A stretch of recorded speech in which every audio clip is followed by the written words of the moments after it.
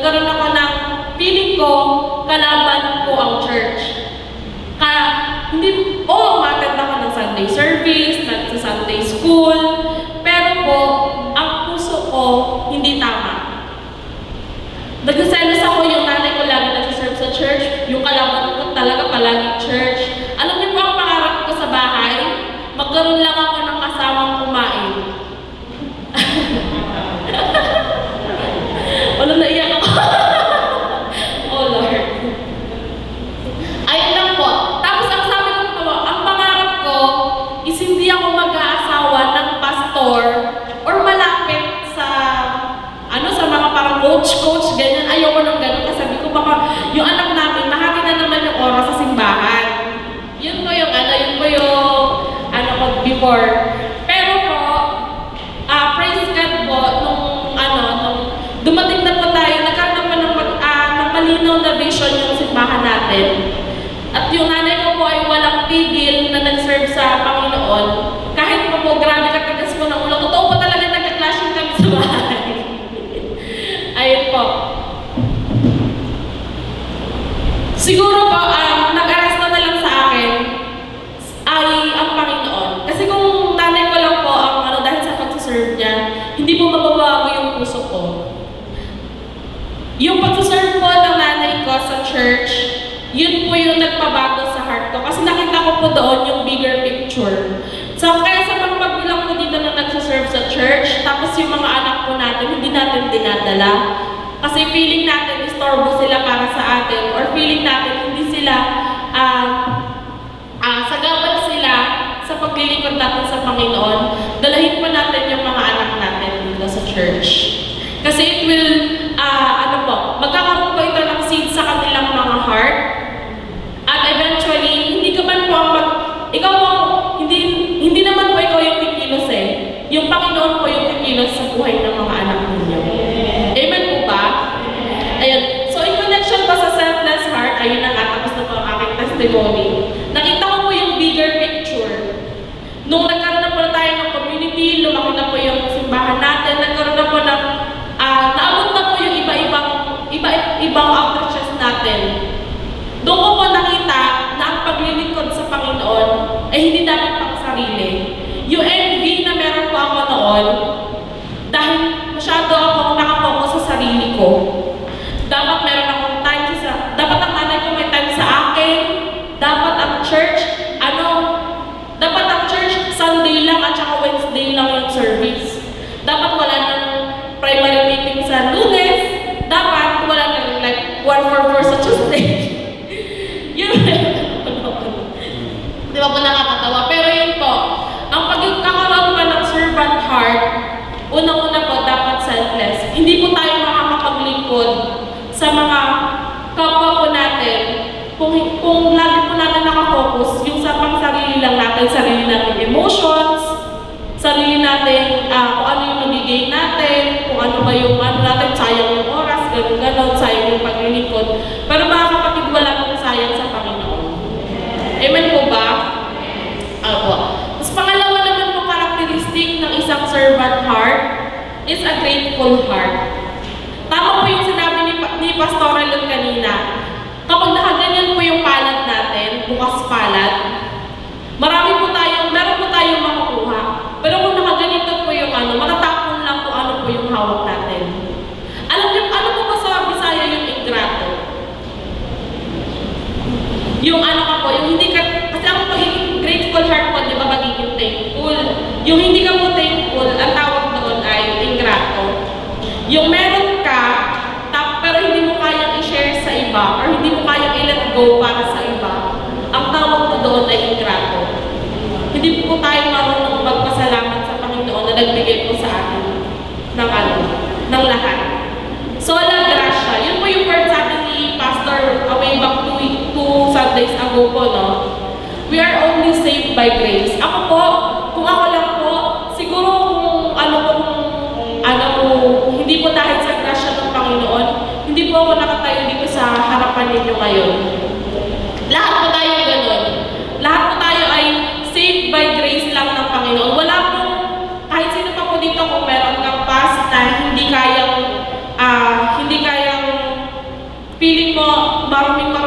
ganyan, dahil nag-drugs ka before or nag-ano ka noon. Lahat po tayo dito pantay-pantay sa paningin ng Panginoon. Pagpunta po natin sa langit, hindi po doon bilangan ng hindi po doon bilangan ng kasalanan or bilangan ng mabuting ginawa natin dito sa lupa. Kundi ang grasya lamang ng Panginoon po, yun lang yung magiging batayan natin para makapasok tayo sa langit. Amen po ba? Tapos sa pagiging grateful po natin, pagkakaroon natin ng grateful heart, tanggalin po natin yung entitlement. Yun po ang sa mga challenges ko din po na tinanggal sa akin ng Panginoon. Pagiging entitled. Kasi dapat, pag pastor's gift ka, dapat provided yung ganito mo. Provided yung ganyan. At saka, pupunta kami dun sa mission, dapat magpadala si pastor sa amin ng sasakyan. Ganun po yung mga entitled. Yun po ay hindi pagiging grateful sa Panginoon. Dapat kung ano po ang meron tayo, pasalamatan po natin yun sa Panginoon. Amen po ba? At kung anong meron po tayo, i-share po natin yan sa iba. Amen po? Amen. Tapos ang pangatlo naman po, sa pagiging isang servant heart, ay pagkakaroon ng humble heart. Sabihin mo sa katabi mo, humble. Yun. Ang akala mo natin, diba yung humble is parang ililift mo yung iba, tapos ikaw nasa baba. Pero ang true humility po, mga kapatid, is a total surrender sa Panginoon at iasa mo sa Kanya ang lahat ng meron ka. Yun po ang tunay na humility. Humble heart po. So, ayun po. A life of humility is a total dependence on God. Amen po? Amen. Tapos, kung nakadepende ka pa sa source mo or nakadepende ka sa sarili mong lakas, ang tawag sa'yo ay mayabang. Ano po ang mayabang sa Bisaya? Humble.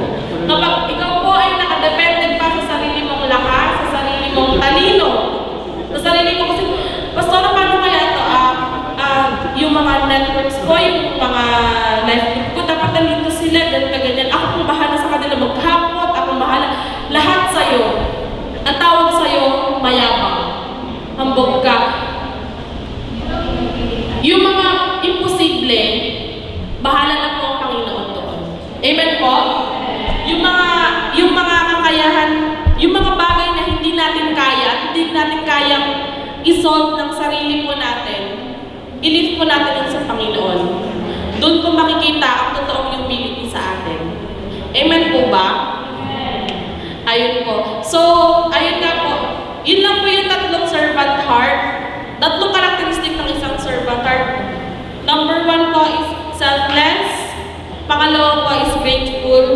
And pangatlo po is humble heart. So, ayun po, magkatapos po ako ulit sa isang testimony.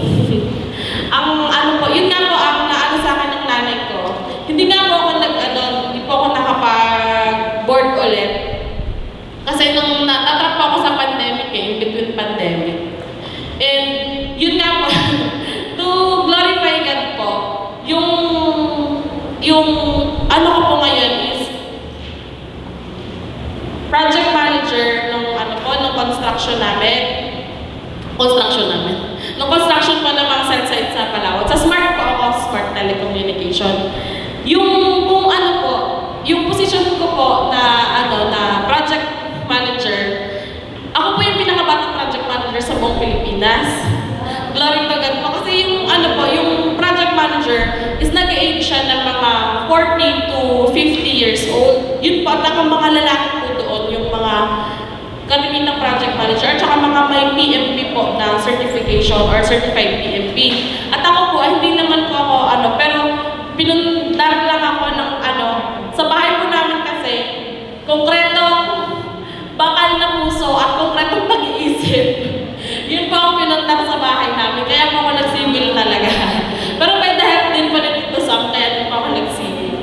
Yun po, to cut the story short po, yung trabaho ko po is, yun talaga yung pinapakarap ng mga civil civil engineer na mga batch ko. Tapos yun nga, nagkaroon ako ng doubt din kay God na, Lord, nag-aral naman ako, naging magaling naman ako, nag-excel ako. Bakit yung mga hindi pa magagaling, yun pa yung nakapasa, yun pa yung yun po noon. Pero after how many years, doon sa akin in-impress ni Lord na meron pala akong paglalagyan na mas malaki. Grabe po yung hanggang sa naging usap-usapan na po ako sa batch namin, na bakit ako naging ganito, siguro nagkabit ako kay ganyan, mga ganun po. Parang totoo po doon, pag anak po tayo ni Lord, si Lord po ang bahalang mag-angat sa atin. Amen po? Glory to God po, yun. Pero, lahat po ng yun, is give up po namin sa Panginoon ng asawa ko. Since September po yung asawa ko po is wala ng trabaho. And yung construction ko po, natapos ko na po kasi by contract yung 20 smart cells site tower sa Palawan. Yun po kasi yung natapos ko na po siya. And since October pa last year, since November, December, January, hanggang ngayon po, sumasahod po ako sa company namin na wala akong trabaho. Amazing po, diba? Kasi yung trabaho ko na yun, give up ko talaga siya kay Lord. Sige Lord, dahil nga pinapupunta kami ni Pastor Action dun sa Dumaran, kailangan namin i-give up yung work namin, yung asawa ko po, nag-work siya sa Batangas, maganda po talaga yung trabaho niya. Tapos itong trabaho ko po na to, times 3 po yung laki ng salary ko dun sa normal salary ng isang kabatch ko na civil engineer. Tapos provided din po yung, para lang, hindi po ko sa pagyayabang, pero papakita ko lang po yung picture sa inyo. Tapos provided po yung aking apartment, meron pa akong personal driver, meron din po akong sasakyan for 2 years. Provided po yun sa akin ng company. Tapos wala pa akong time in, time out, sa bahay lang po ako. Ang gagawin ko lang po is sumagot ng tawag, maghanap ng tao, magpasahod ng tao. Yun lang po. Pati ang pagkain ko po at ang daily, sagot po yun ng company. Kaya yung pag-give up ko po nun sa work ko na yun, as in, nilive ko po, kasi kung ako lang po, iisipin ko, kung mag-alis ako sa trabaho ko na to, ano na sasabihin sa akin ng mga batch ko? Pagkatawanan nila ako. Pero ang ngayon po, glory to God, binigay mo namin sa kanya yung Isaac ko. Yung trabaho ko na po ito ay Isaac ko. Being grateful sa Panginoon na Lord, alam ko na itong work na to, binigay mo sa akin. Sa'yo to, hindi to sa akin. Hindi ko to inaakin. Kaya binigay ko po yun sa Panginoon. Pero glory to God po hanggang ngayon, hindi po ako binibitawan ng boss ko. Bakit? Ano kayang meron? Hindi ako nagtatrabaho since October pa. Sa bahay lang ako, punta sa ganito, punta sa ganyan, mission dito, mission doon. Yung travel ko po, pati yung krudo ko, sagot po yun ng company. Kahit wala po akong trabaho, ganun po sila kaano sa akin. Glory to God po. And yun po, gusto ko lang po kayo i-encourage sa pagtatapos ko po. Meron po tayong mga Isaac po sa bawat sa atin. Yung meron po tayong pinangahawakan. Ang true servant of God po, kaya niyo po yung i-let go. Kapag sinabi po ng Panginoon sa inyo na time niyo po i-let go yun. Amen po? Amen. Glory to God po. And hanggang ngayon po, yung asawa ko wala po kong trabaho since September. Ang joke niya ka po dun sa main church, sabi niya, araw-araw naman kami nakakaulam ng corn cake. Ayun po, lahat po ng ito is glory to God. Ayun po. So, pwede ko po ba kayong ipag-pray? Sige po, imuko po tayo. Lord, thank you, Panginoon, sa araw na ito. Lord, salamat sa binigay mo sa amin, O God, na revelation. Lord, thank you sa pagiging buhay mo sa bawat isa sa amin, Panginoon. Lord, thank you for giving us a servant heart, which is selfless, grateful, and humble, Panginoon. Lord, continue to correct us. I-continue mo, Panginoon, kung ano yung mga ginagawa namin, O God. Lord, give us encouragement daily, Panginoon, dahil kung sa sarili lang namin lakas, hindi namin ito makakaya. Lord, tulungan mo kami, Panginoon, para maging kagamit-gamit kami and to be a servant, O God, in your kingdom. Lord, makapag-serve kami sa iyo ng buong puso at buong isip, Panginoon. Lord, bless the works of our hands, bless the work of our feet, Panginoon. Kung ano man ang tapakan namin, amin yun. Kung ano man ang lakaran namin, amin yun, Panginoon. Lord, kiniklaim namin ang mga gawain, Panginoon, sa simbahan. Lord, yung mga bagong outreach, O God, na sisimulan namin or sisimulan ulit namin, Panginoon. Lord, inililift up namin sa iyo ito, Panginoon. Lord, hindi namin kaya, O God, sarili lang namin lakas, sarili namin diskarte. Pero, Panginoon, ikaw ang siyang tumulong sa amin, O God. Lord, give us the strength, Panginoon, and the wisdom na kinakailangan namin, O God. Lord, salamat, O God. Salamat po ulit, Panginoon, sa araw na ito. In Jesus' name we pray. Amen. Alright, Oo. Ngayon hindi na. Kasi lahat tayo magiging mga abnormal na. Grabe naman ayoko na maging Christian. Uuwi na ako.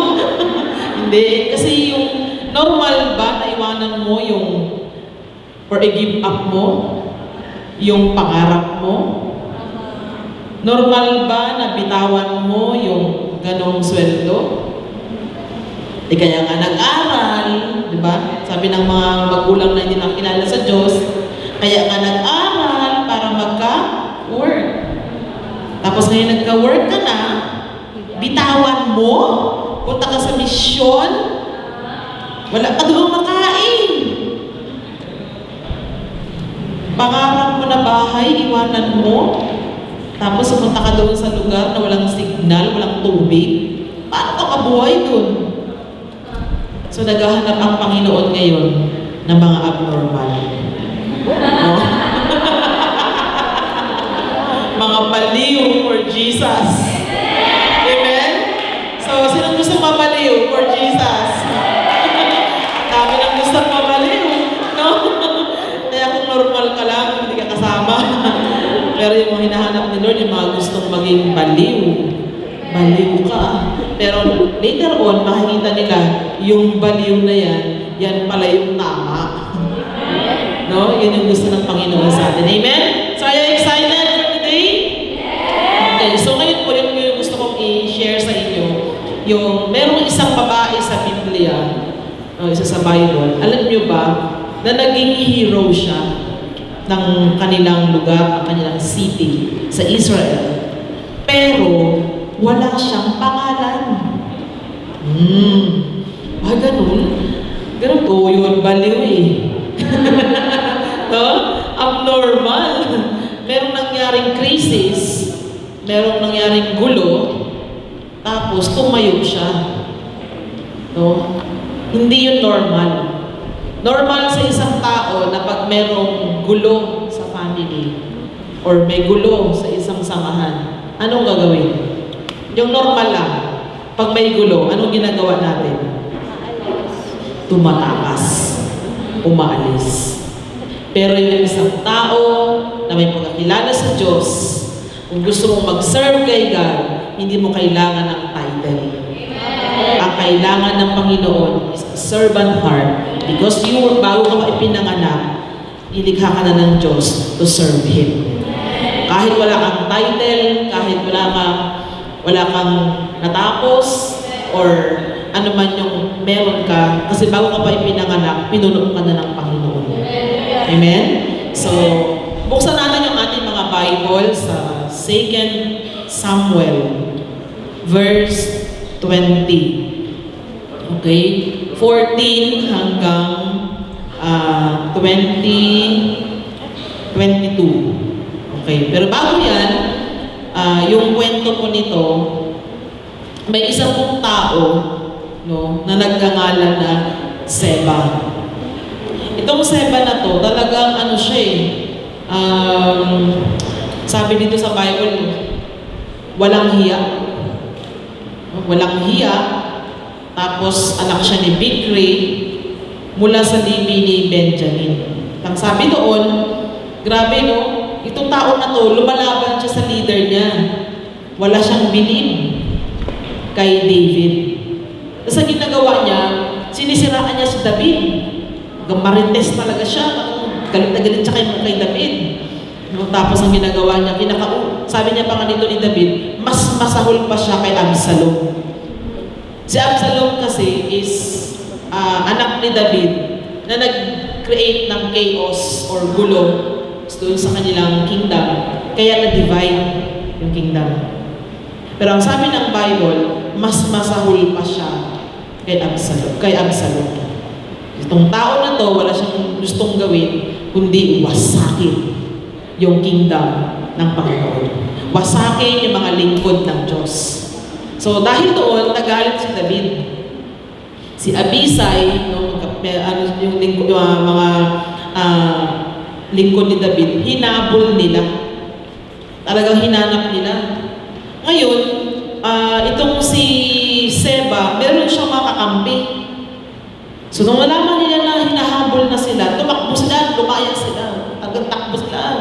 Ganun. Hanggang dumating sila, no, sa isang lungsod na tinatawag na Abel-met-Maaka. Yan. So, tijulan na ibig sabihin ng Abel-met-Maaka, ito isang place na kung saan para itong simbahan. Ito yung lugar na yung dati yung mga tao pag may sakit, doon sila pumupunta. Gawin mo ilabas yung parang walled city. Oo, nandiyan yung walled city. So, pinatayo ito, walled siya around, para hindi siya basta-basta napapasok. Pwede ka pumasok doon pag kailangan mo ng healing, kailangan mo ng meron kang problema, gumagaling ka, gusto mo mag-aral, mag-aaralin ka. So, yun yung lugar ng Abel-met-Maaka. It is a place na ginawa, itinayo, no, pinaghirapan ng mga taong talagang may lingkod na nagnanais maglingkod sa bayan at sa Panginoon. So, napaka-peaceful ng lugar na yun. Sobrang peaceful. Kaya lang, ito na, basahin natin yung verse 14. Okay, verse 14. Sabi dito, pinuntahan ni Seba ang lahat ng lipi ng Israel. Si Seba po ay represents of our enemy, si Satan. As ang sabi dito, pinuntahan ang lahat ng lipi. Sabihin lahat ng lugar pinupuntahan. Hanggang sa sumapit siya sa Abel-met-Maaka. Lahat ng angka ni Big Ray ay nagkaisang sumunod sa kanya na pumasok sa lungsod. Saan sila pumasok? Anong lungsod dyan? Diba? Yung Abel-met-Maaka. Grabe. Pumasok sa church. Pumasok sa family. Okay. Nalaman iyon ng mga tauhan ni Joab. Kaya kinugkob nila ang lungsod. So ito yung mga tauhan ni David. Nahanap nila si Seba kung nasaan. Nalaman nila. Kaya lang yung lungsod, nakasinara. Pumasok doon yung sila Seba, tapos sara niya yung pinto. Ganun. So hindi makapasok sila Joab. So para mapuntahan sila Abel doon sa loob, no, nagbunton sila ng lupa sa tabi ng pader. Hindi na kasi bakit hindi na mapasok eh. So ang ginawa nila Joab, even kakampi nila ito, yung lugar na to ng mga taga Abel-Maaka. Para makapasok sila, siguro ganyan kalaki o mataas pa. So para makaakyat sila doon, makatalon sila, kumuha sila ng mga lupa sa gilid, so may tumatambak. At habang doon, hindi lang yun. Yung kanilang trangkahan, ano ba yung trangkahan? Gate. Kumuha sila ng mga malalaking lamps, yung malalaking kahoy. Yun yung araw-araw binubomba nila doon sa gate ng city para makapasok sila. So imagine niyo yung hirap. Kung ikaw yung nasa loob ng city, makakatulog ka kaya? Hindi, kasi magulo. Tapos nandun sa loob yung kaaway. Baka na nangyayari? Tanong, may mga lalaki kaya doon sa loob? Meron. Kasi ang talaga yun eh, pamayanan yun eh. No? Talagang puno-puno yun ng mga tao. Sabi doon, nagbuntong sila ng lupa sa katabi ng pader para makasangka roon habang pinababagsak ng iba ang pader ng lungsod. Grabe, magulo. Yung iba naghahakot, yung iba siguro tinutok-tok nila yan talagang para makakaroon ng butas. Yung iba naman, binubuksan yung sa gate. So magulo talaga, in short. Ngunit, ito yun. Talaga. Alam mo pag may crisis, may gulo, may problema, doon lumalabas yung mga tunay na anak ng Diyos.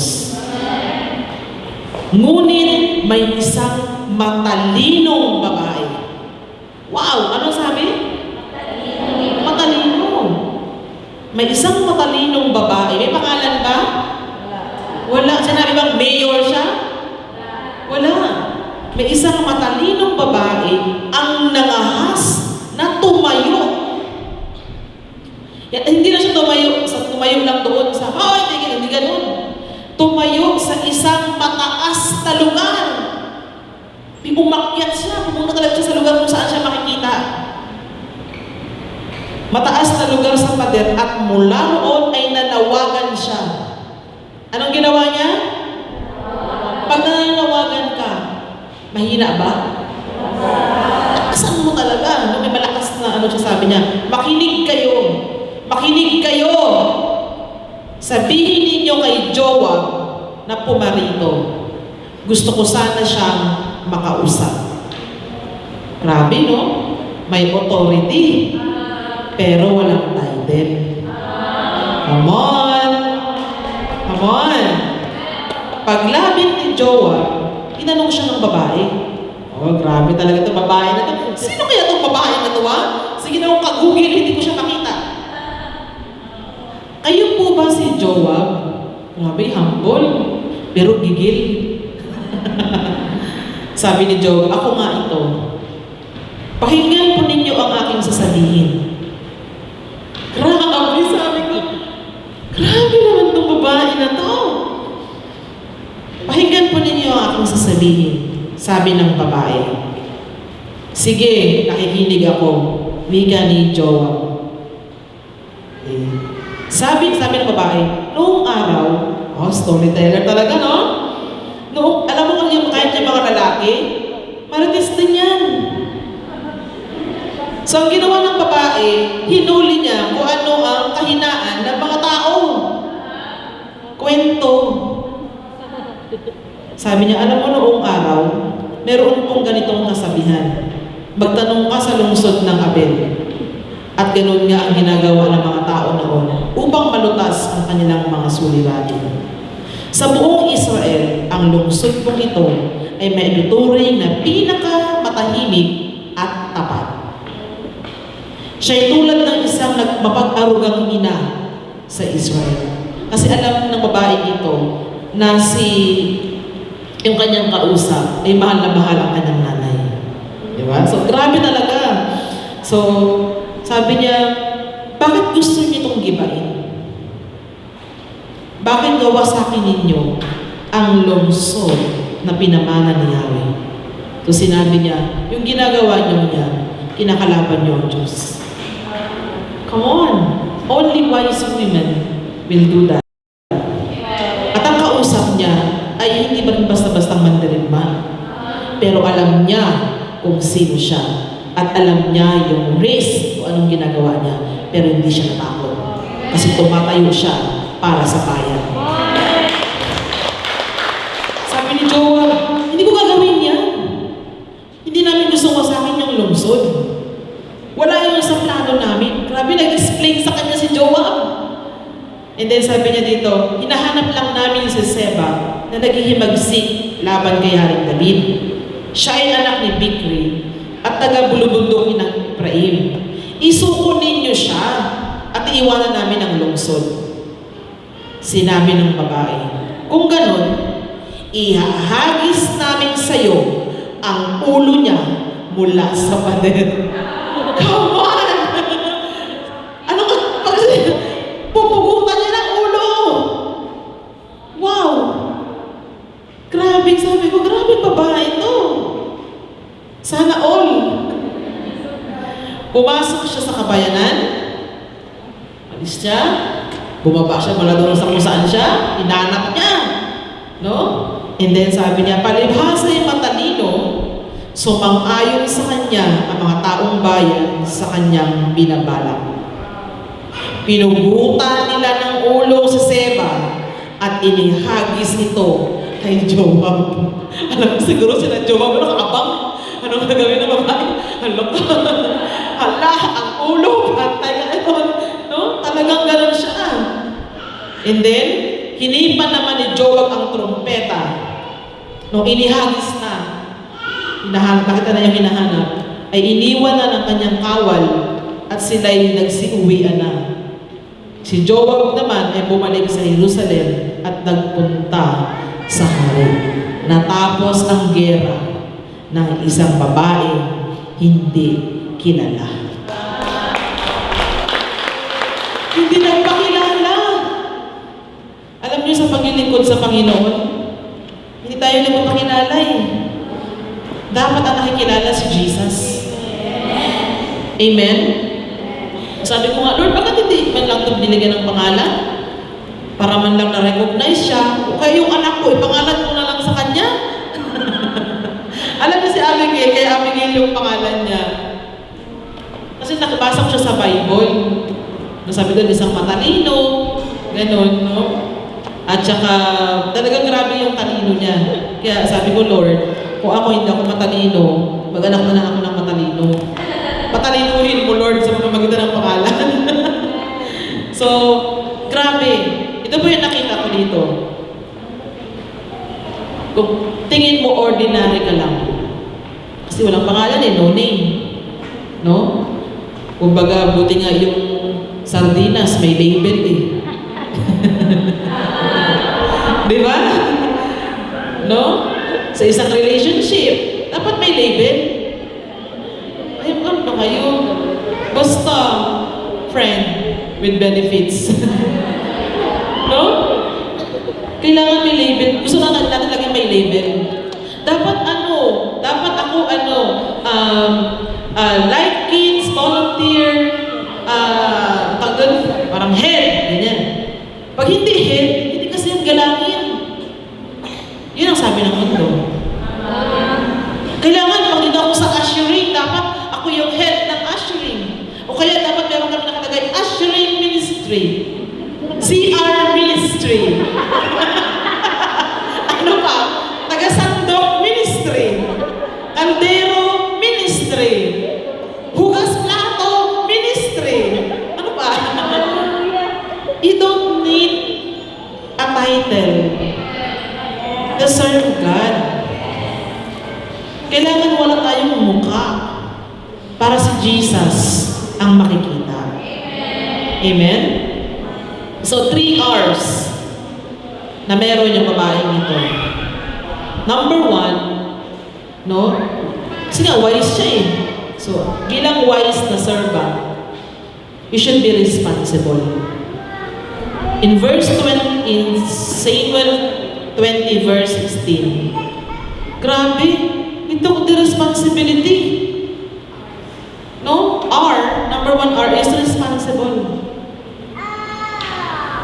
Sabi niya, ngunit isang matalinong babae ang nangahas tumayo sa mataas na lugar, sa pader at nanawagan.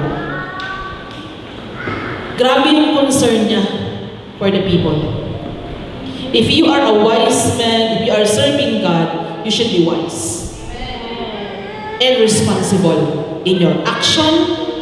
I think, nung marinig niya ito, na binubuldos na yung bahay, yung kanilang city, yung kanilang gate, ay talagang binawasan.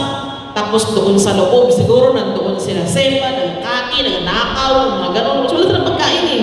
Tinatakot yung mga tao. Kung nakita niya, teka muna. What's happening in my family? Bakit ganito ang anak ko? Bakit ganito ang asawa ko? Sabi nga ni Abby, tama po yun. At the age of 16, I'm serving the Lord. Naging youth leader ako during that time. And I did mistake in my life. So, because of wrong decisions in my life, mga maling decision ko sa buhay. So, kaya si Abby po, pinanganak ko at the age of 17. Hindi ako nakatapos ng aking pag-aaral. So I have mistake in my life. Tapos yung husband ko during that time, hindi po siya born again. Kasi ang sabi ko, i-born again ko siya. Sa ganda ko noon, ay nako, hindi siya na-born again. No? Hindi siya na-born again. Na-burn siya. Pero grabe na talaga yung grace ni Lord. Grabe lang ang grasya ng Diyos. So it's not by might nor ganda, nor by power, but by the Spirit of the Lord. So I made a lot of mistakes in my life and process, and binayaran ko yun ng iyak, luha. And God is so faithful. I take action. Sabi ko, teka muna. Nagkamali na ako ng desisyon sa buhay. Hanggang ngayon ba, hindi ako babangon? So I seek God, I ask the Lord, I pray a lot, I serve God. Habang nagsiserve ako, nag-work ako sa NCCC for 11 years. Habang nag-work ako ng alas 8, mag-uwi na ako ng 9 ng gabi. After 9 ng gabi, magpunta pa ako sa radio ministry.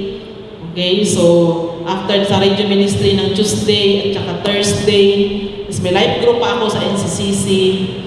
No, pag-uwi ko sa bahay, tulog na si Abby. Madaling araw, gisingin ko siya. Bumangon ka dyan kasi mag-study tayo sa math. Bumangon ka dyan, mag-aral tayo. Tulog siya, bukatin ko siya kay Sabado, may morning watch, 5:30. Nakabihis na yan siya, kahit tulog pa siya, ginaliguan ko siya. Kasi kailangan dalahin ko siya sa church. Tapos nainis siya. Kasi hindi pwede. So tama siya. Binild namin siya ng pundasyon na matibay. No, kahit galit siya, hindi pwede. Hindi pwede. May yung baklase ko, may cellphone. Kasi like natin siya nag-aaral, mga mayaman doon, di ba? May yung baklase ko mayaman, sila mayaman. Tayo payaman pa lang.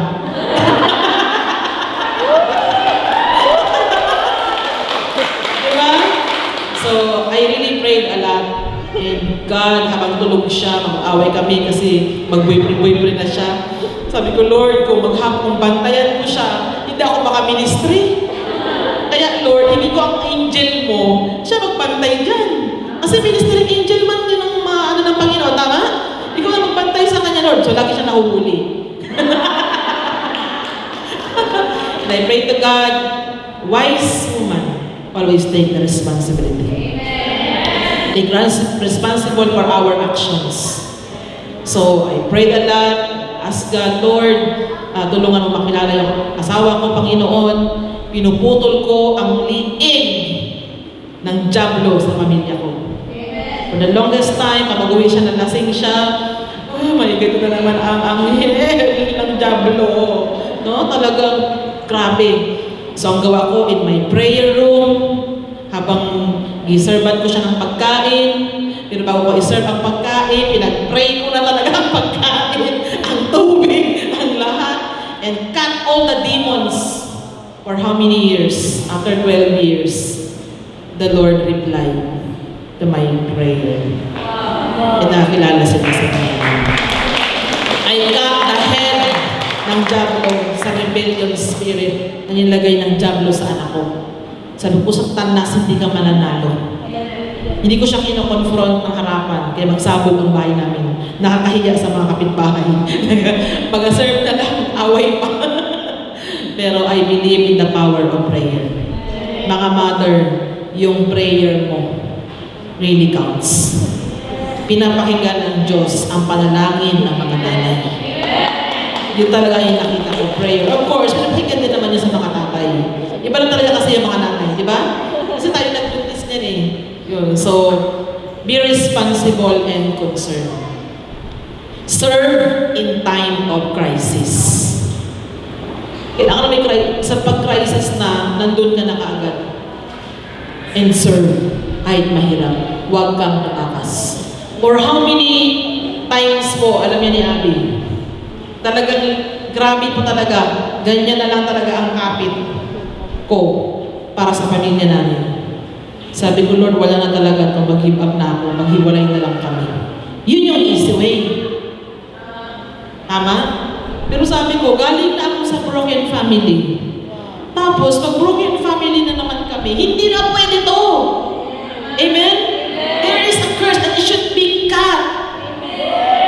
So in my prayer, in my devotion, in tuwing my encounter, talagang wasak talaga sa pangalan ng Panginoon. So sa amin po, sa awa ng Diyos, no, 25 years na kami nakaabot. So kakatapos na ng aming 25th silver anniversary. Sa grasya, sa habag, sa awa ng Diyos.